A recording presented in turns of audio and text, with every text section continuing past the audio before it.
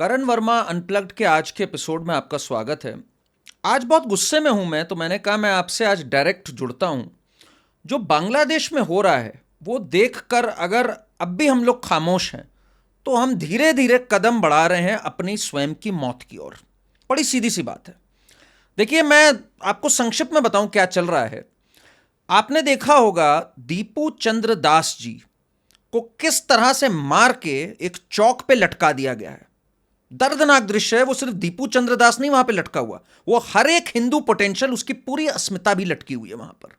इस व्यक्ति को अपेरेंटली ब्लास्फेमी के कारण कि उसने कुछ गलत बोल दिया उनके आराध्य की ओर, उसको मार मार के उसको पहले तो उसको लिंच कर दिया, उसका सर तन से जुदा करने की पूरी वो कर दी। जब वो मर गया लगभग तो उसको लटकाया गया। लटका के एक एक आदमी ने अपनी भड़ास निकाली, उसको इतना मारा जब तक उसकी एक एक हड्डी ना टूट जाए उसकी लाइफलेस बॉडी की, और उसके बाद उसको आग लगा दिया। यह किया गया है वहां पर एक हिंदू के साथ, और इसके वीडियो बना के हर जगह सर्कुलेट किए गए हैं ताकि जो हिंदू वहां पे रह रहे हैं बांग्लादेश में उनको मैसेज क्लियर हो कि यह दीपू चंद्र दास के साथ जो हुआ है वो तुम्हारे साथ हो सकता है। और क्या हमें सरप्राइज होना चाहिए ये बात? पिछले एक साल से, जब से शेख हसीना की गवर्नमेंट गई है वहां अगस्त 2024 से, हमें पता है वहां क्या हो रहा है। हमने देखा था इस्कॉन के लोगों के साथ क्या हो रहा था। हमने देखा था ये जो नालायक है मोहम्मद यूनुस, ये कैसी कैसी स्टेटमेंट्स दे रहा था।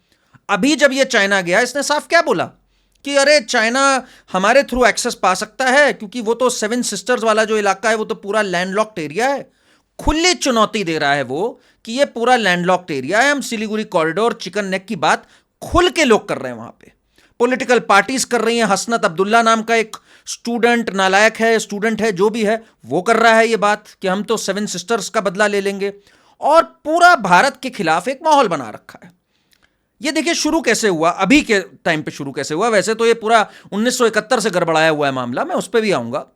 अभी इनका एक कोई स्टूडेंट है जिसका नाम शरीफ ओस्मान हाडी करके कुछ है ना, वो शरीफ था और हाडी का मुझे मतलब नहीं पता क्या है। उसने एक, अगर हम उसका आखिरी पोस्ट देखें फेसबुक वगैरह का, तो उसने एक ग्रेटर बांग्ला बना रखा है इसमें, कि जिसमें कि इसने पूरा भारत का नक्शे के इसने अपने हिसाब से बना रखा है और पूरा सेवन सिस्टर्स को भी अपने में ले लिया है, सब कुछ कर रखा है इसने। महा का बकवास करने वाला व्यक्ति जिसने शेख हसीना के बारे में भी बहुत कुछ किया था, और एक स्टूडेंट मूवमेंट, ये स्टूडेंट मूवमेंट कहो, इसको जेनजी मूवमेंट कहो, मेरे को फर्क नहीं पड़ता उससे। This is an anti Hindu Islamist movement, that is how I would put it. इसने तब भी बहुत लीड किया, और अब वहां पे चुनाव आ रहा है फरवरी 2026 में। तो चुनाव में इनकी जो पूरी रेटरिक चल रहा था, एंटी इंडियन भी चल रहा था, वायलेंस की ओर भी बढ़ रहे थे। यूनुस से भी कई लोग इसमें से परेशान हो गए हैं। मैं पूरी बातें बताता हूं आपको। अब इस व्यक्ति को निपटा दिया गया। आए कुछ लोग और उन्होंने इसको ठोक दिया उठा करके। मुझे कोई फर्क नहीं पड़ता, आई थिंक किसी को भी कोई फर्क नहीं पड़ता। उस्मान हाडी मरता है, जिए, जो होता है हुए। उसके बाद इसका सिंगापुर ले गए ये लोग इलाज कराने, ये मर गया। कहा जाता है इनका बहुत बड़ा नेता था, ये स्टूडेंट लीडर था। उसके बाद से इनको ये गुट्टी पिला दी गई कि भाई ये भारतीयों ने किया है, इसमें इंडिया शामिल है। अब इन्होंने, इन पागलों ने, पूछो अगर इंडिया शामिल है नहीं है, वैसे तो क्या करेगा इंडिया, इंडिया को क्या लेना देना इनसे। इन्होंने जाकर अपने ही 2 मीडिया हाउसेस को जला दिया, आग लगा दी। पहले तो प्रथम एलो करके एक है और एक और इनका मीडिया ऑफिस है, उस पूरे ऑफिस में आग लगा दी इन्होंने। उसके बाद एक बेचारे आदमी दीपू चंद्र दास, जिसका कोई लेना देना नहीं था, माइमन सिंह में काम कर रहा था, उसको उठा करके इन्होंने मार मार के उसको चौकी से लटका दिया। कहा गया इसने हमारे रसूल के बारे में गलत कहा है, हमारे लोगों के बारे में गलत कहा है। उस बेचारे को कत्ल कर दिया इन लोगों ने बेदर्दी से। यूनुस क्या कह रहा है? यूनुस कह रहा है भाई कंडेमेबल है, मैं क्या कर सकता हूं इसमें। अरे ये तुम्हारा ही तो बीज बोया हुआ है। ये यूनुस जो है, ये जब आया 2024 में, इसने पहले तो डिनाई कर दिया हिंदुओं के साथ कुछ गलत हो ही नहीं रहा है। पहले तो ये डिनाइल में रहा, बीबीसी भी डिनाइल में रहा। बाद में बीबीसी ने स्टेटमेंट चेंज करके माना कि हाँ ये बुरा हो रहा है, पर गलती हमारी है। आज मैं गुस्से में क्यों हूं? क्योंकि गलती हमारी है इसमें। जब 2024 में, अगस्त 2024 में पहली बार ये गलती हुई थी, हमें उसी समय इस पे एक्शन लेना चाहिए था। हमें विनम्र होकर नहीं बात करनी चाहिए थी। और आप हमारी विनम्रता देखिए जरा। 16 दिसंबर होकर गया अभी विजय दिवस, जिसमें हम लोगों ने बांग्लादेश को क्रिएट किया। बांग्लादेश के क्रिएटर्स हैं हम लोग, मतलब ग्रैटिट्यूड की अगर बात करी जाए, हमने इनको पैदा किया, इनको बनाया जब इनको मार पड़ रही थी उन पाकिस्तानी मुस्टंडों से, जब इनको ठोक ठोक के मारा जा रहा था, इनकी औरतों के साथ जबरन हो रहा था, इनको लाखों को मार दिया गया था, तब हमने इनको सपोर्ट किया और इनका देश बनवाया। अभी 16 दिसंबर को, आज से 4-5 दिन पहले, इनके एक डेलीगेट को बुलाया हमने, उनके साथ एक विजय दिवस का एक कार्यक्रम में उनको भागीदार बनाया, कोलकाता में फोर्ट विलियम के पास में इनसे बात करी, कहा हमारी पुरानी दोस्ती है, बांग्ला बंधु, ये सब बहुत अच्छी अच्छी बातें करी हमने। और देखिए ये क्या कर रहे हैं यहां पर। कब तक हम लोग विनम्र होके मीठी मीठी बात करेंगे जब दूसरा बार बार चिकन नेक की बात कर रहा है? एक आदमी नहीं कर रहा है वहां पे। अभी इसने, मोहम्मद यूनुस नाम के नालायक ने, अभी पाकिस्तान के एक आर्मी के बहुत सीनियर बंदे को एक किताब गिफ्ट करी, आपके सामने होगा विजुअल। उस किताब में क्या बनाया इसने जो मैप बनाया, उसमें अगेन इसने भारत का नक्शा डिस्टॉर्टेड दिखाते हुए दिखाया कि जो 7 सिस्टर्स हैं वो बांग्लादेश में हैं। मतलब इस आदमी की औकात देखिए आप जरा। ये जॉइंट मिलिट्री ऑपरेशंस आजकल, पाकिस्तान की नेवी को अपने वाटर्स में एंटर कराना, ये सब कर रहा है ये। और जब इससे पूछा जाता है तो कहता है अरे ये तो एक रेगुलर एक्सरसाइज है, हंसते हुए मुस्कुराते हुए ये भूल जाता है ये बात। हमारे 2 फिशरमैन को इन्होंने एक, अभी अभी जब हमारे फिशरमैन जा रहे थे, इन्होंने उनको लाइट्स ऑफ कर दी और उन पे अटैक कर दिया, मर गए 2। और बाद में इन्होंने बोला ये हमारे एरिया में इलीगली घुस रहे थे। अरे अगर हम तुम्हारे एरिया में इलीगली घुस रहे थे तो तुमने क्यों लाइट बंद करी? तुम्हें हमें गिरफ्तार करना चाहिए था ना। तो ये जरा समझने की जरूरत है। Consistently anti Hindu, consistently anti India चल रहा है इनका एजेंडा, पर हम चुप के चुप, खामोश के खामोश बैठे हुए हैं। क्यों खामोश बैठे हुए हैं हम लोग? हमारे पास कितनी लेवरेज है इनके ऊपर? ये हमारा देश कैसा है कि भाई इतना कुछ होने के बाद भी, लेवरेज होने के बाद भी शांत बैठा रहता है? ये मतलब हम अगर इतिहास देखें, ये हमेशा से रहा है। हमारे पास सारे पत्ते थे। 1948 में पाकिस्तान बना तक नहीं था प्रॉपरली, हम ठोक के अलग कर सकते थे, फिर भी हम पीओके दे बैठे उस समय उनको।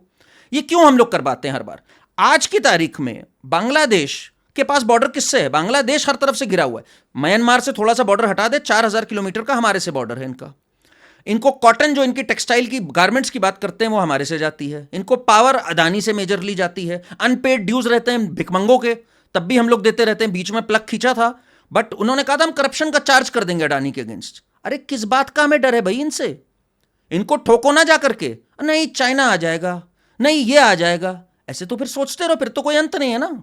अगर आप ये सोचते रहोगे, मुझे आज भी वो बात याद आती है जब इंडस वाटर ट्रीटी की बात आई थी और लोगों ने, मैंने कई चैनल्स पे बात कही थी कि इंडस वाटर ट्रीटी हटाओ, ये नहीं हो सकती। अरे वर्ल्ड बैंक आ जाएगा, अरे अमेरिका आ जाएगा, अरे ये आ जाएगा। अरे फिर तो सोचते रहो, फिर तो डरते रहो। ऑपरेशन सिंदूर किया ना पाकिस्तान में घुस के, मुझे आज भी वो दिन याद आता है। अरे पाकिस्तान में कैसे घुस जाओगे, न्यूक्लियर आर्म्ड स्टेट है। ऐसे तो डरने का कोई अंत ही नहीं है। बांग्लादेश से डरेंगे हम लोग?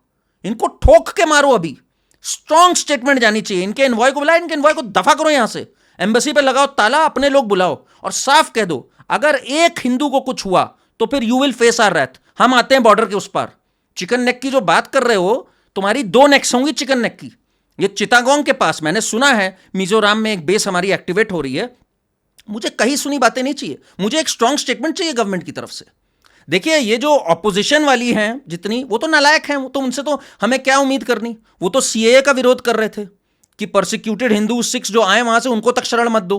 ये तो उतने नालायक हैं, उनसे तो मैं बात ही नहीं कर रहा आज। मैं आज बात कर रहा हूं एक सरकार से जिसमें गट्स हैं, जिसने आर्टिकल 370 हटाया। लोग कह रहे थे कैसे कॉन्स्टिट्यूशनल नहीं है, कश्मीर जुड़ा ही इससे है, ये तो कॉन्स्टिट्यूएंट असेंबली में लिखा है। क्या हुआ?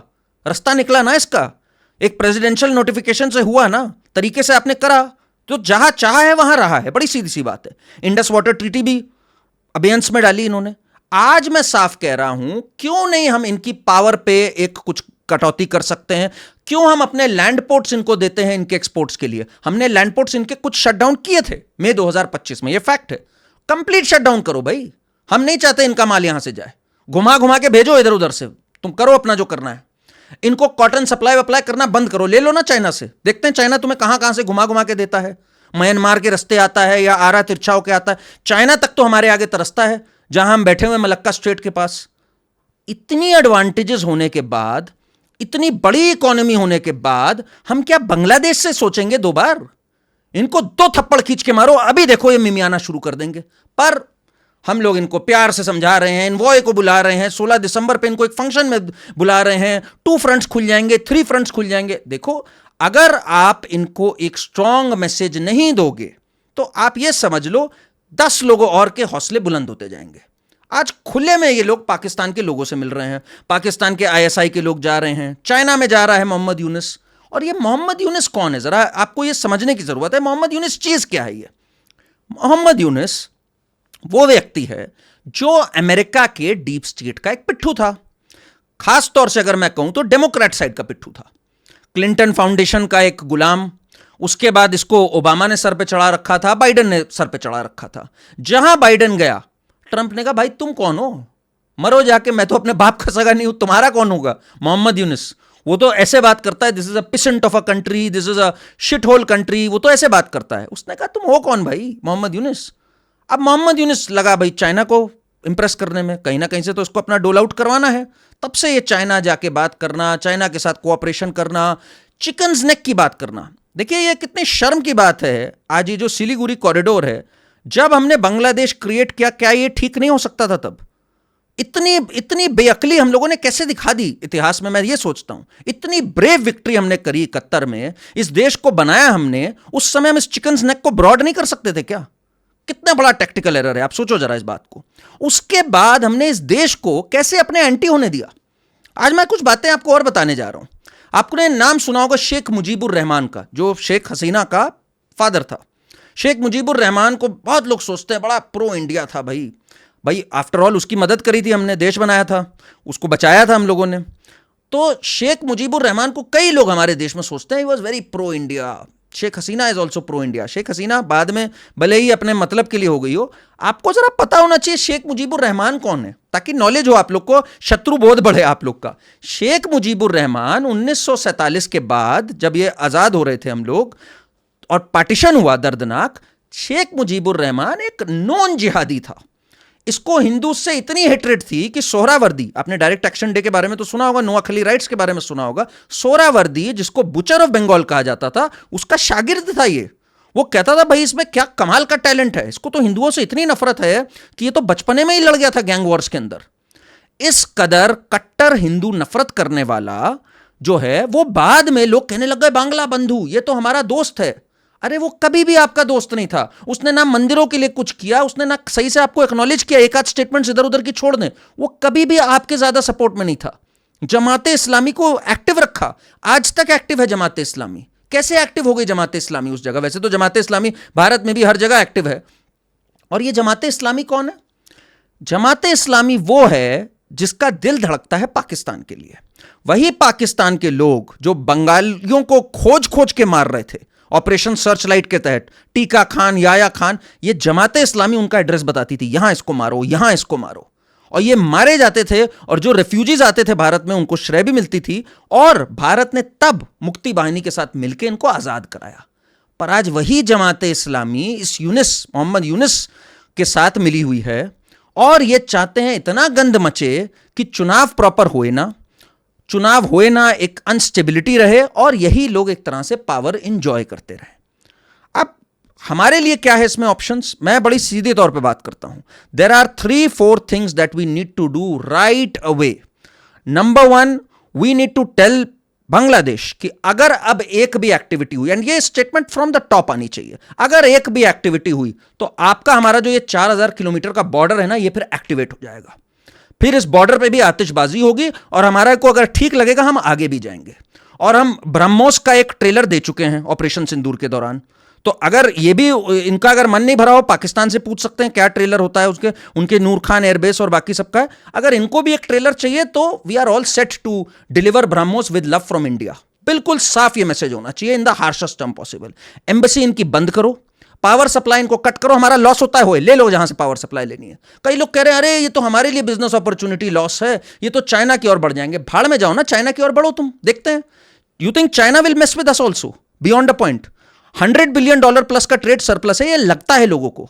जब 1971 का युद्ध हो रहा था, लोगों को लग रहा था अरे बाकी लोग क्या कहेंगे, ये कोई कुछ नहीं कर पाया ना, हमने तोड़ दिया पाकिस्तान को 2 हिस्सों में। आप करो ये चीज, मैं साफ बोल रहा हूं। इंडियन हाई कमीशन के रेजिडेंस को सराउंड करके इन्होंने उस पर पथराव किया।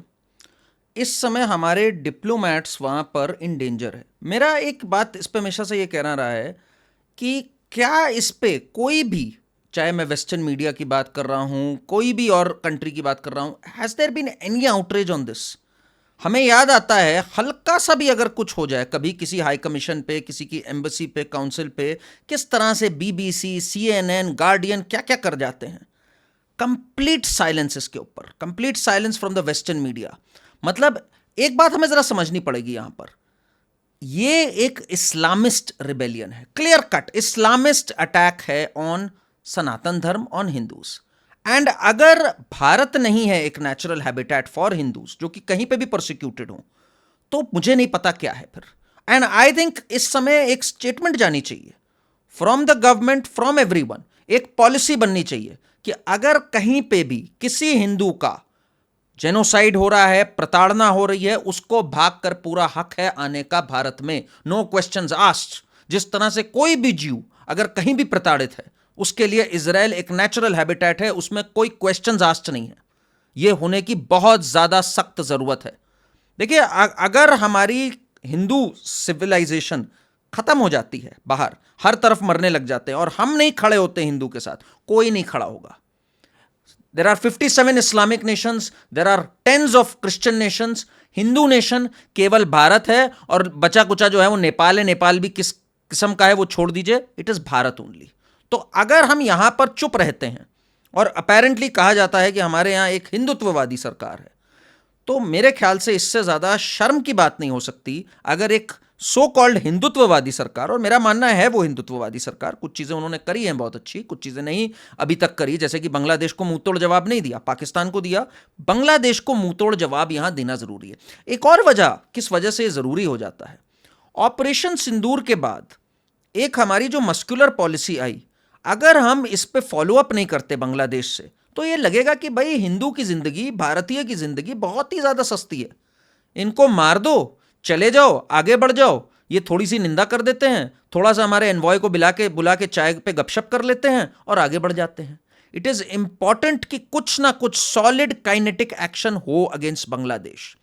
और मैं सिर्फ बातचीत की नहीं बात कर रहा हूं, और वो आपको देखो, आपको अगर अंदर मिशंस कुछ करने हैं, धुरंधर करना है उनके साथ, वो करो, आप जो करना है करो उनके साथ, पर कुछ काइनेटिक मूव्स भी होने जरूरी हैं फॉर आवर वर्ल्ड इमेज, ताकि लोग सतर्क रहे। 26/11 के बाद क्या हुआ था, लोगों ने कहा यार, और ये धुरंधर पिक्चर में भी दिखाया गया कि भारत ने तो जवाब ही नहीं दिया। हम तो सोच रहे थे बवाल हो जाएगा, 200 से ज्यादा लोग मार दिए, ये तो फुस के फुस रहे। उससे क्या हुआ, इनके हौसले बढ़ गए, एक के बाद एक हमले होने लग गए। तो ये यहां पर बहुत जरूरी हो जाता है, जब आपके हाई कमीशन पर टारगेट हो रहा हो, कि आप इस बार एक काइनेटिक जवाब दो।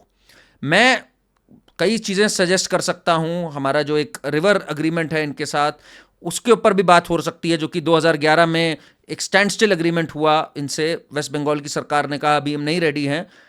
मेरा साफ कहना है, जो भी इनसे लाइफ स्क्वीजिंग कर सकते हो आप किसी भी एंड पे, whether it is through trade, whether it is through diplomatic channels, वो तो आप करो ही करो। At the same time you hit them where it hurts. यहां पर कितने बांग्लादेशी हैं हमारे देश में, कितने बांग्लादेशी बसे पड़े हैं। आज बांग्लादेश की एक स्टेटमेंट है, बांग्लादेश के एक मिनिस्टर की, कि हम रोहिंग्या नहीं संभाल पा रहे, और हमने यहां पे रोहिंग्यास ले रखे हैं। इनको डिपोर्ट करना स्टार्ट करो ना, ये जो बांग्लादेशी यहां पर पड़े हुए हैं, इनको बाहर निकालो बॉर्डर के। अगर तुम हिंदू को मार रहे हो, हम इनको क्यों नहीं उठा उठा के बाहर फेंक रहे हैं? और ये कहना भी ना, ये जो एक लचरपना हम लोग अब दिखाते हैं कि अरे ममता सरकार हमारे साथ कोऑपरेट नहीं कर रही है वेस्ट बंगाल, तो आप देखो फिर ऐसे तो बैठे रहोगे। इतनी अगर आपकी तगड़ी सरकार है और वो सरकार आपसे नहीं कोऑपरेट कर रही, मेक देम कोऑपरेट। आर्टिकल 356 के तहत आप डिसमिस कर सकते हो, वैसे तो स्टेट गवर्नमेंट, मैं कहता हूं चलो नहीं कर सकते, इतना बड़ा स्टेप नहीं लेते। आर्टिकल 256 के तहत you can issue them instructions. देखते हैं वो आपको कैसे डिनाई करती हैं। आर्टिकल 256 में है आपके पास ये प्रोविजन। बीएसएफ के लिए, बॉर्डर फेंसिंग के लिए लैंड नहीं दी ममता सरकार ने, उस पर हाईकोर्ट ने आज इनको एक तरह से झड़प लगाई है। हाईकोर्ट ने कहा ये नेशनल सिक्योरिटी का मामला है, आप कैसे नहीं इनको लैंड दोगे? आप क्या है, सेंट्रल गवर्नमेंट इनको और तगड़े से नहीं परस्यू कर सकते हो? मैं बार बार सेंट्रल गवर्नमेंट इसलिए बोल रहा हूं, देखिए I have a lot of faith in this government, this government has solved a lot of issues, but Bangladesh को इतना एम्बोल्डन्ड मैंने पहले बहुत कम देखा है। और अगर इस बार हम इस बात का जवाब नहीं देते, then we are asking for trouble. भाई, हमने दुर्गा पूजा पंडाल्स पे देखा इन्होंने क्या किया, हमने इस्कॉन में देखा इन्होंने क्या करा। अब अगर हमारे मंदिर टूट रहे हैं बार बार और इनका डिजाइन एकदम क्लियर है कि भाई हिंदू दुश्मन है, भारत दुश्मन है, नरेंद्र मोदी के पुतले जलाए इनके स्टूडेंट्स ने, तो हमारी सरकार से बड़ा स्ट्रांग जवाब जाना चाहिए। ये हल्का फुल्का नहीं बात करनी चाहिए। दूसरी बात, आप देखो इसमें एक्सपोज कौन कौन होता है। डोनाल्ड ट्रंप जैसे लोग जो हैं वो बहुत स्ट्रांगली एक्सपोज होते हैं। ये अभी भी इस पे चुप बैठे हैं, पाकिस्तान को सपोर्ट कर रहे हैं, पाकिस्तान प्रो पाकिस्तान बातें कर रहे हैं, जबकि इन्हें पता है Pakistan is in cahoots with Bangladesh. इन्हें पता है कि पाकिस्तान का स्टैंप हर जगह है आतंकवाद को लेकर के। तो everyone is looking for themselves, they are not there for you. बड़ा ही क्लियर कट। अमेरिका को पता है चाइना यहां पे क्या कर रहा है, but America is fine as long as India weak हो, इंडिया पे टैरिफ्स भी लगे, इंडिया में कमजोरी आए। तो ये अब हमारे ऊपर है कि we give them a befitting reply. I urge the government, call the ambassador, tell him to get out from this place, shut the embassy and tell them in a strong worded statement. मुझे वो MEA के जो typical लिखे हुए statements होते हैं ना, जिसमें we have taken due concern and due cognizance, मुझे वो सब नहीं चाहिए। It should be a strong worded statement कि one more Hindu life lost and the consequences are real. Thank you. बताइएगा आपको ये वीडियो कैसा लगा और अपने कमेंट्स शेयर करिए। How do you feel that about this Hindu genocide that is happening in Bangladesh? It is a Hindu genocide, no other word for it. उस पे आपके हिसाब से क्या एक्शन होना चाहिए? How angry are you? Please tell that to me in the comment section. Thank you.